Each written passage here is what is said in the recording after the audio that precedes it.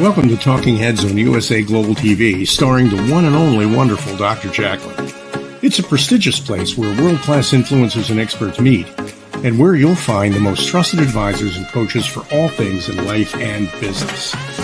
Visit usaglobaltv.com to sign up for our newsletter, get the value you need, and be first in line to learn about events and giveaways and other valuable content. Connect with us. Email Dr. Jacqueline at usaglobaltv.com to talk about how you can become part of USA Global TV. That's USA Global TV, where the doctor is always in. Hello and welcome back to USA Global TV and Business Talk Radio. I'm Dr. Jacqueline Kerbeck, and our show today is Talking Heads. Talking Heads are a team of experts from around the world who have their own 30-minute show to present their expertise and knowledge to us to help us be better personally and or professionally. Again, I'm so excited. We just did a show right before this with Roland Friedl. He is our talking head for today. Let's bring him on. Hi, Roland. Hello, Dr. Jacqueline. Great to see you again. Great to see you too. We've been doing a lot of running around in the last few minutes, and I'm really excited for this topic. So I'm going to spotlight you and put up your deck, and then I'll be back to have a chat with you. Thank you. So hello, everyone. Thank you for coming back to my talking head. And for the next 30 minutes, I will guide you through this module that's called Increase Your Leadership Performance by Smart Planning and Effective Team Communication. That's their overall topic. And today, I want to focus just on effective team meetings so that you can make sure that all of your team members are aligned and find out, or you also can find out which individual leadership style each one needs to perform. If you followed my Talking Head show last week, you will remember we've talked about the 5 stars.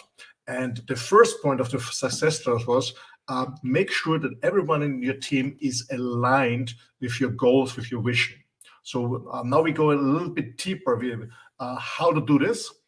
And in the next show, just a short briefly, we will talk about the different leadership styles. So in this show, you know exactly how to align your team, and you will also find out by a clever question which kind of leadership style your team members need for each task. And as I said, in the next show, we go deeper on the leadership style. So let's focus on effective team meetings.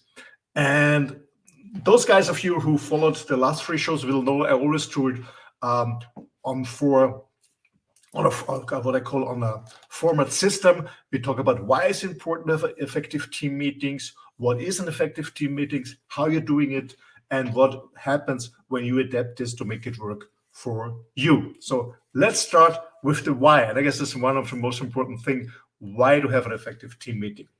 The point is, and as you see this quote I was writing down here, the only thing which will ultimately hold any organization together or any team together will be shared conviction in its purpose and its methods. As I said, also, the purpose is to align your team on your vision, on your strategy, on your plan, and on your action plan. So this is what it's called, like the conviction of its purpose and its method. It's so important. When you want to have a good performing team, it's so important that you align them, and we do this in meetings. The structure I will show you is not only for team meetings, it's also when you do a kickoff meeting. Maybe when you're a sales-driven organization, you do your weekly or monthly sales training with your team. Whatever it is, whatever meeting you're holding with your team, you can use this structure to be more effective to get more out of the team meetings. Because my experiences, my 35-year experience of training and consulting, coaching and sparring companies and their leaders is that most meetings are not effective. And maybe when you're a team leader by yourself, you maybe had experience, you always set up your team meetings. It takes time to set up, or maybe you prepare a PowerPoint presentation, whatever. And at the end of the meeting, there's always a question, any questions? And most of the time, nobody's saying anything. And then everybody's continuing his work, and you're a little bit frustrating because you didn't get the desired outcome of the meetings. The team members are frustrated because most of them see this as wasted time in meetings. And I had many chances to join team meetings as a silent observer to give the manager feedback afterwards, what he or she can do better. An interesting thing is when I interviewed the team leader separately to these team members, I always had the feeling that the team leader and his team have been in separate meetings. It was not the same experience they had. And so I want to give you some tips and hints how you can make it more effective for yourself, so you have a better performing team, but also for each team member, so that the desired outcome is that every team member is looking forward to the next team meeting, because they get value out of the team meeting. They enjoy your team meetings, not only because it's funny, because they learn something. Yes, they develop their skills in the team meetings, and that's where meetings are there. It's not only about showing figures or talking about bad stuff that happened in the past in the company.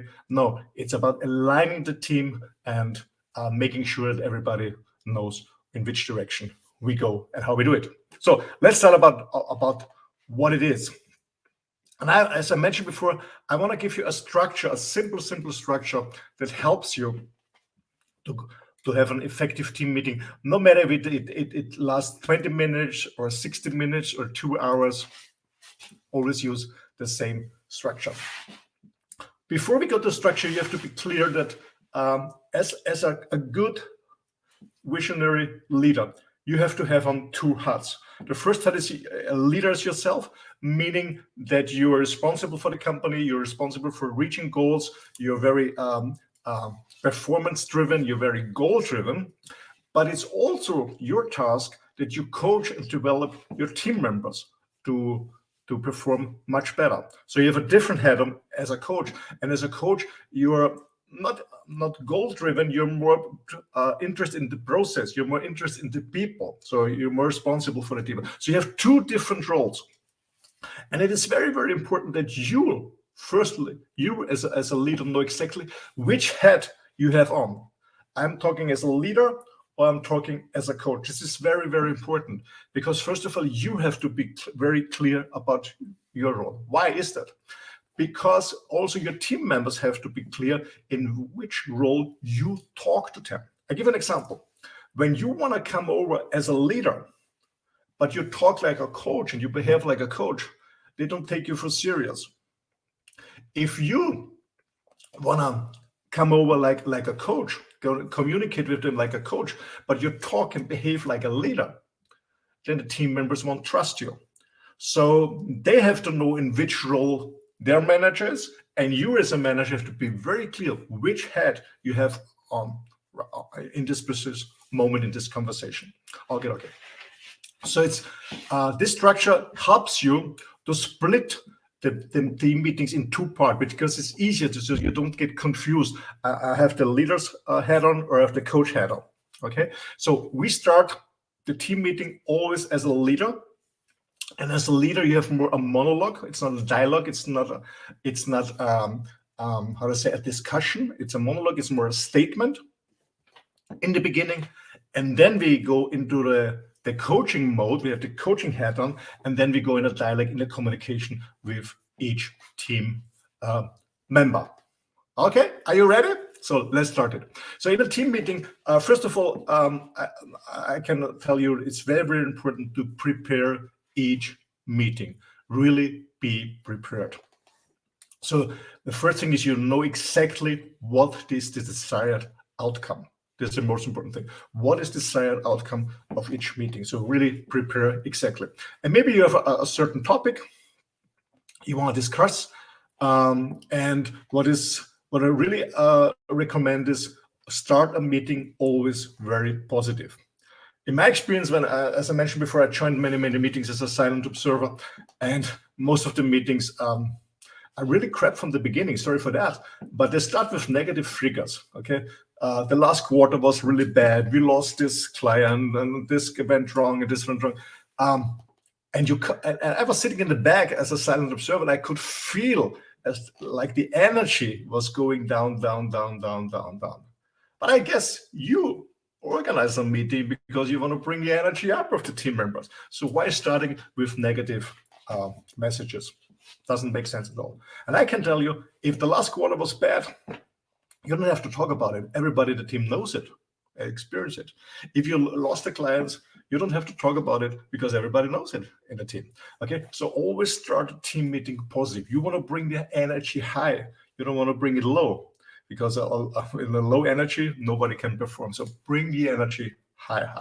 So start with a clear vision, what I call a vision with a clear goal. And I can tell you, figures are not sexy. Like I say, I want to make 5 million, I want to make whatever. This is not sexy. Don't start with figures. I'm also not a huge fan of PowerPoint presentation, because what happens most of the time is presentation light off, presentation on, and people fall asleep after 5 or 10 minutes. Mostly, I see so many leaders who have so many slides, so much information. They are so proud of it. Maybe they have a special team who design their slides, but honestly, I can tell you, nobody's interested in it. What people are interested in, and I guess I was talking last time about it, is they want to know exactly what is the goal of the team, what is the goal, the vision of my team leader. So be clear about it and sit around. I guess this is the most difficult and the most, I would say, challenging phase in preparing a meeting is, what is your vision? Where do you see yourself and the company when you're a business owner or the CEO, or where do you see yourself and the team of your department when you are responsible for a certain department in the next 2, 3, 4, 5 years? Okay, so have a clear vision about that. And don't work with figures, work with pictures, with nice pictures. Okay, so have a clear positive bit, because this is always the starting point. You're always relating to this vision. Everything you're doing, everything you're expecting from your team members, everything you're asking for is related to reach this vision, this goal. But you have to be clear, it's your vision when you start talking, and it's in the beginning, it's not a vision of your team. But I will show you how it becomes the vision of your team, okay? So be clear about your own vision, where you want to go with your company, with your team. That's first thing.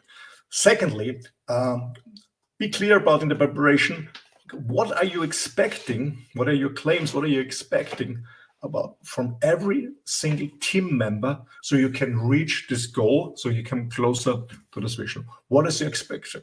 And this expectation, okay, what is your expectation? What is your claims? What is the benchmark you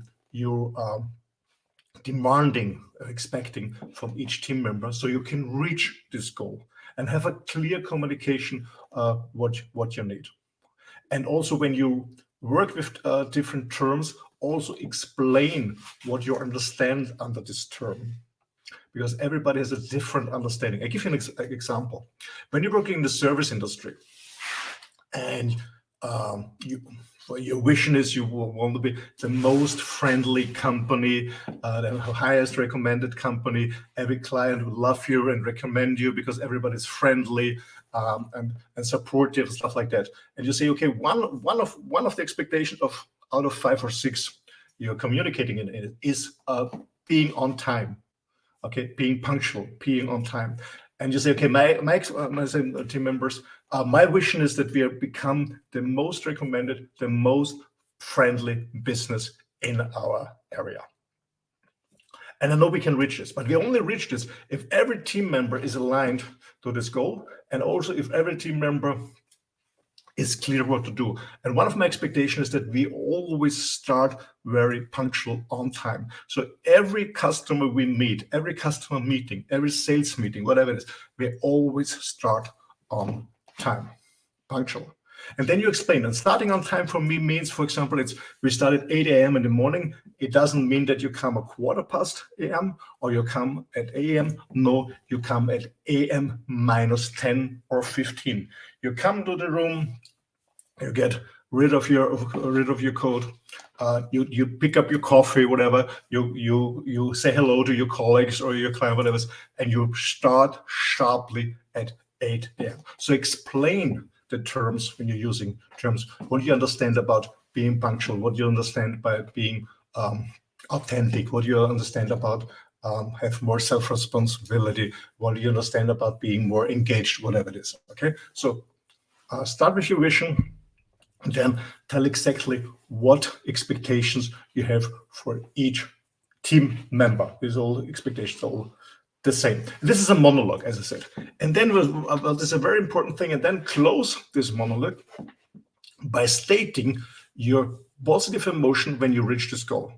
Okay, so think about it in the preparation. Said, okay, when I reach this goal, which emotions arises? What comes up from the gut? Which emotion arises?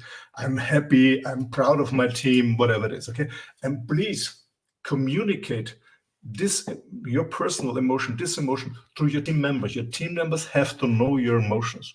Okay,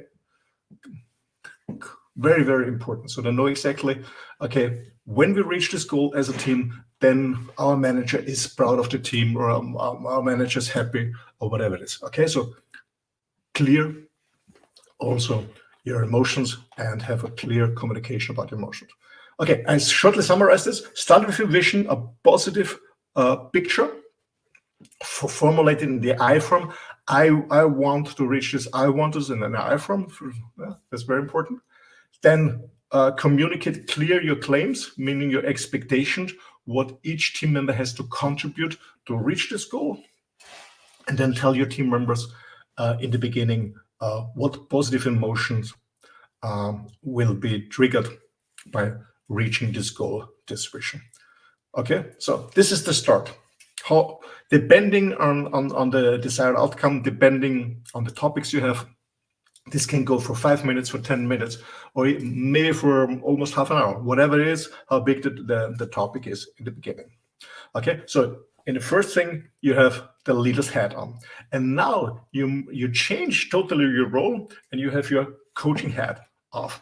So now you start communicating with your team members. Okay, so as I said in the beginning, most presentations or meetings end here, and then the guy said, okay, any questions?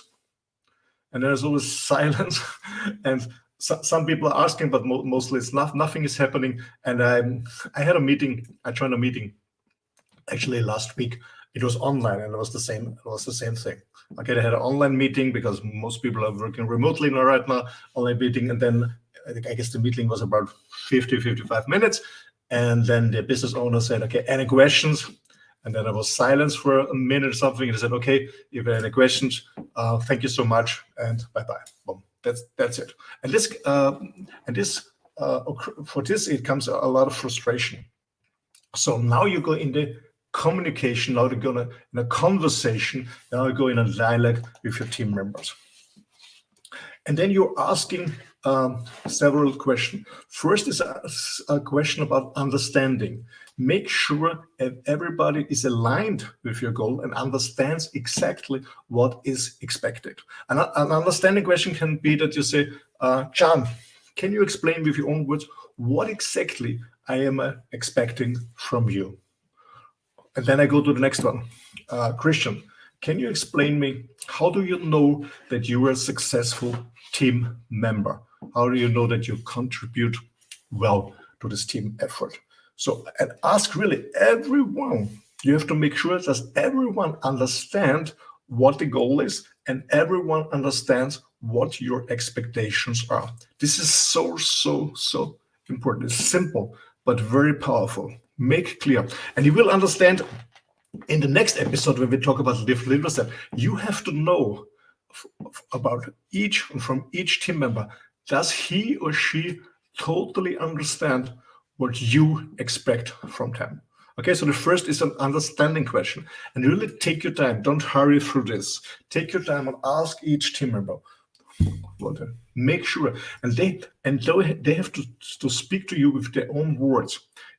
Let's say you have 10 team members, and maybe number 4 says, "Yeah, as my 3 colleagues said before." So no. Mary Lou, please tell me with your own words, what are my expectations? And she has to respond with her own words. This is very, very, very important. Okay, so the first is an understanding question. I call it understanding question about making sure that everyone in the team understand what is the goal and what are you expecting from them. That's the first question, understanding question. The second question I call an action plan question. This is about the skills. Ask, okay, when it's clear that everybody has totally understood what you've been talking about, then you ask them how to do it. And you go back to John in the beginning. I said, John, okay, how will you do it? How will you make this phone call? How will you talk to this client? How will you, whatever it is, okay? So you talk now about, does it exactly know how to do it? How to set the action? And then for example, when the point is about, I don't know, getting appointments on the phone for a sales meeting or something like that. Okay, so and you say, okay, my expectations are in the beginning that you make 10 phone calls a day. Okay, so in the understanding question, I asked John what I'm expecting from you, and John says, hopefully he listened to you and understood what you said. I said, okay, you're expecting that I make 10 phone calls to clients every single day. I said, great, very, very good. My second question is, how will you do this? And he said, yeah, pick up the phone and call my phone. No, with your own words. And then I go into coaching, deeper in the coaching, and say, John, I'm your client on the other phone. Okay, ring, call me now. How do you get an appointment that we can have a sales meeting? Now, so I go in a coaching training phase right now, okay? I want to make sure, does everyone have the skills? Do you remember from the last episode when we talked about the success star? The second pillar of the success star was be sure what kind of skills are needed, and does everyone have the skills that are needed to perform to reach this goal? Okay, so this in the second question is to make sure, does every single team member know exactly how he or she will do it, how will do the action, making a phone call or whatever it is. Okay, so the second question is an action question. So, has everyone the skills? So if, give you an example, if a team member is answering properly, give you a correct answer, you say, great, thank you for that, and you go to the next one. And remember, as with the understanding question, everyone is responding with his or her own words. If somebody is not answering properly, you're not happy with the answer, it's not the correct way to reach this goal, then you can correct it. Or what I suggest is, not you step in, let another team member step in. I said, Christian, can you help out your colleague? How you will do it? Or Mary Lou, can you help out your colleague? How will you make this phone call? And so you have an interactive learning during the team meeting, the session. Okay. So second question is action question. Make clear that everyone has the skills and knows exactly not only what to do, but also how to do it. The next question is a motive question. This is about their motivation. So now you're asking them, okay, John, you told me that you understood that I expect you that you're doing 10 client calls a day. That's great. And also in this short role play we had, you did it really fine. What I want to know right now from you, John, is why do you want to do this? Why are we asking this question? Do you remember the beginning? I said that the first stuff, the vision, it's your vision, it's your goal. It's not your team member's goal. It's not true, it's your goal. Now we want to motivate them and find out their own motivation why they want to do it. I said, John, why you want to do this?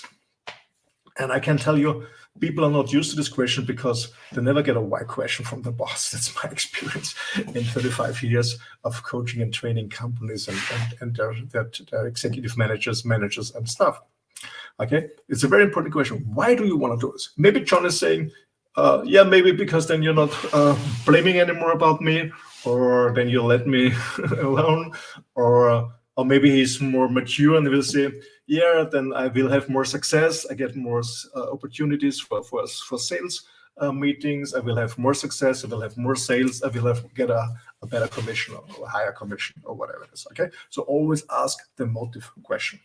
And when you get used to this team meetings, I won't do it in the first one when you start this way, the first one, but maybe after a few weeks, when you get more comfortable in running a meeting like this, then you can ask him, what's the advantage for you? But you can also ask a second or a third question, motive question, said, what is the advantage for the client? What's the advantage for the team? Or what's the advantage when you perform like this and behave like this? What is the advantage for the company, for example? Okay, so you can go in different levels. So say, why you want to do this? Why is it good for you? Why is it good for the client? Why is it good for the team? Why is it good for the company, for example?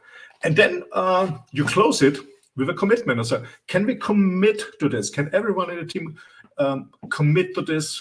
And I said, okay, we're doing this, and we are motivated because we want to reach this goal. And that's it. That's all about it.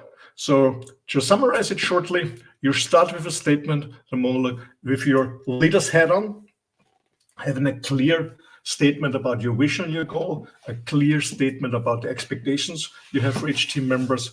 You communicate also your positive emotions that you will have when you reach this goal together with your team. And then you change your hat from the leader's hat to the coaching hat. And then you start getting in a conversation, in a dialogue with each team member to make clear, does everyone understand what you expect? Does everybody know how to do it? Does everybody know why he or she should do it? And close it with a commitment. And maybe you also communicate the next team meeting. Okay, that's the structure for an effective team meetings. And I can tell you, I did it for myself, for my own companies. I was running a company years ago with 8,000 people all over the world, and it worked very properly, face to face in a room, in a conference room. But it also worked virtually when you work remotely. Okay. What if you adapt this concept? First of all, be patient to yourself when you do it the first time. Prepare it. Have a good preparation. Maybe you have a good buddy, a friend, and you do this team meeting just face to face with this person. Really train, practice, so you get more confidence about it. It's about preparation and practicing. Everything we want to get better. It's all about practice. Be clear that there might be some resistance from the team members because they're not used to it, and maybe they think of it, you want to control them or whatever you do. Tell them, no, guys, my only goal is that we perform as a team, and my only goal is that every team member has his place and his purpose and contributes to the team effort, and then we have a happy life here. Make them sure that you'd only do this to help them, that they perform better and develop better. And be patient to yourself and keep with this clear structure. Separate the leader style, the leader part from the coaching part. You have to be clear, and then your team members will learn and will know exactly when you're in the leader's head or when you have your coaching hat on. This is so important. And for all this, I wish you a lot of success. And as I said before, it's all about training and practicing. I hope you get value out of this. And for next week, we're going to talk about, in episode 5, I will talk about different leadership styles, because I know that every team member needs a different leadership style, and every team member needs or may need a different leadership style for different tasks, because they have different experiences and different levels of maturity. So we came to an end, sharp on time, 30 minutes. I wish you a lot of success. If you need any support, practice, sparring, just contact me on my website, rolandfriedl.com. I'm more than happy to support you together with my team. And by the way, we do it in different languages. We do it in English, we do it in German, we do it in French, Italian, Spanish, Portuguese, Polish, and Arab. And all my team members are native speakers. So I will trade you in German, for example. Okay, thank you so much, and bye-bye. Thank you so much, Roland. I took so many notes. I loved what you talked about. When I was in corporate, we had our sales meetings every Monday, and it just felt like you were getting your head bashed. And this is wrong, that's wrong. Let's look at the numbers. The first thing, the numbers go up, and you're just like, oh. So really great points there. And I loved how you differentiated between that leadership role and hat and the coach, because that is so important. And I think there are probably a number of leaders out there who aren't even aware of the fact that there are those separate roles, and they're acting in both, and people are getting confused. And I think also the way you shared about going around to each team member, setting the expectations, and then having them share their authentic voice instead of what we hear all the time. Oh yeah, whatever she said. I agree with her. There's no information there. Absolutely. I can absolutely relate to this. First, what you said is so many team members are frustrating. Team meetings are just held because it's Monday 10 a.m. and there's always a meeting on Monday 10 a.m. So that's one point. So for your leaders outside, please prepare and be clear about the outcome. And also use your meetings for a learning experience or the coaching experience of your team members. And then they're really looking for it and said, hey, there's a meeting. I will go there because I get news, but I also will learn something. I will personally develop and becoming a better version of myself and a better in my role as a salesperson, as a whatever role is in the meeting is. And the second thing, it's so important, as I said, changing this head. You have to be clear as a leader, because as I said in the session, is if you communicate like a manager, like a leader, but you want to coach your person, this person won't trust you. And if you want to be in a clear statement as a leader, as a manager, but you talk and behave like a coach, then people don't take you for serious. It's very, very important. Absolutely. Excellent points. I think also one thing I want to share is typically, at least in my experience in corporate, the senior leaders have a meeting at the end of the day, Friday, and they pretty much beat down their leaders. Then the leaders have it all through the weekend. And then when Monday comes, they're like, I got to just dump this information on my team because they're carrying it all. So it definitely starts at the top. And also one of the guests we've had on our platform talks about everyone's a leader. So regardless of what role you're in, you are inspiring other people. So be aware of that.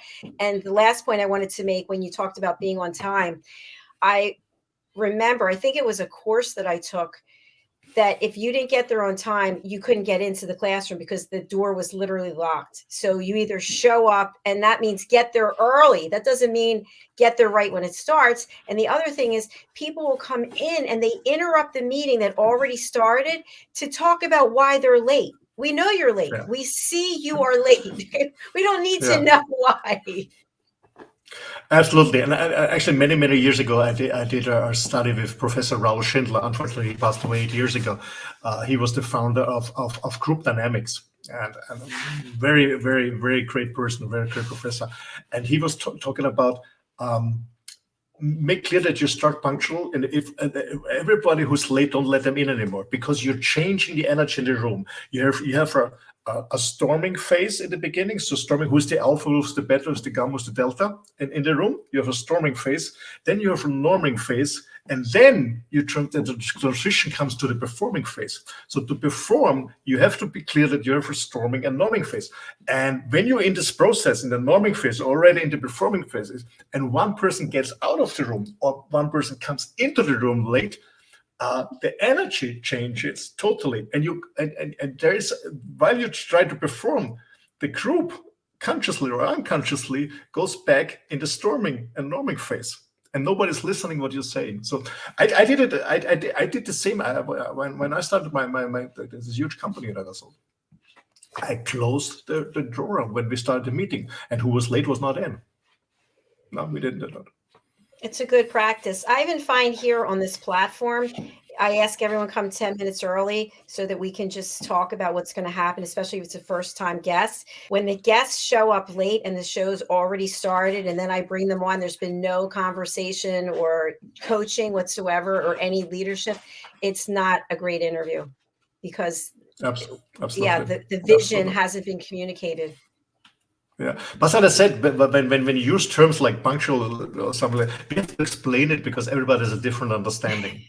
Yes. But I've been living now 14 years in Spain, and to be on time here means coming within an hour. When you said it's 8 o'clock and I come and get 9, you're still on time in Spain. That's a good point because culturally it means different things to different people. Yes. Yeah, especially that's a good point. When we run an international team, when you're project manager or you're running international teams, you have different cultural backgrounds. So be very clear about this. So at the end, at the end of the day, it's always about clear communication. The clearer you communicate, the less space is for interpretation. Yes. Okay? The clearer you communicate, the less suffering as a leader. Absolutely. Well, bravo. Well done. I really appreciate it. You brought some amazing information as you do every week. So please do tune in. It's the same time each week. And I look forward to having you bring your next lesson. You can go over to our YouTube channel, which is USA Global TV, and you can watch all of Roland's Talking Heads there. There's a playlist called, guess what? Talking Heads. So you can see his lessons there as well as our other team members. All right. Thank you so much, Roland. Thank you for this opportunity to share this. And yeah, until the next time. Thank you. All right. Bye-bye. Bye. Thank you. Bye. Thank you, everyone. I'm just so appreciative of each and every person who watches our shows and who spreads the word. It's just so much entertainment and education from people from all over the world. So I thank you. I have some announcements, which are kind of exciting. I am launching my own jewelry line. Yay. So some of the pieces that you see me wearing on a regular basis, like my necklace and my bracelet here, you can have your name put on it, my earrings. So I'll be showing a portfolio of our first 5 pieces and letting you know how you can go ahead and get yours customized for yourself and your life. Next is my book is coming out, my second book, and actually Roland is in that book. It is called Adversity to Awesome.